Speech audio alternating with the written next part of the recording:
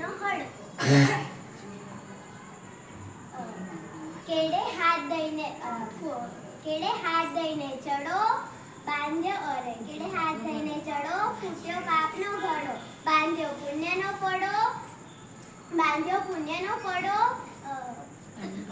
તમને બધાને કદાચ આશ્ચર્ય થતું હશે કે આ તો નેમિનાથ ભગવાનની અધિષ્ઠાયિકા અંબિકા દેવી લાગે છે તો વાત સાચી છે. અંબિકા દેવીની જ પ્રતિકૃતિ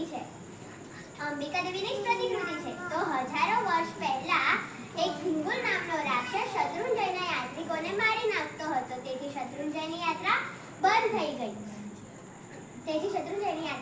ગઈ અને પછી આખો સંઘ તળેટી પાસે ભેગો થયો અને કહ્યું કે હવે તો બસ ભગવાન જ બચાવે અને કૌશિક ધ્યાનમાં લીન થઈ ગયો. પછી કૌશિકના પ્રભાવે અંબિકા દેવી પ્રત્યક્ષ થયા અને આખા સંઘે વિનંતી કરી કે અમારી શત્રુંજયની યાત્રા શરૂ કરો. પછી અંબિકા દેવીએ હિંગુલ રાક્ષસ જોડે યુદ્ધ કરી તેને હરાવ્યો.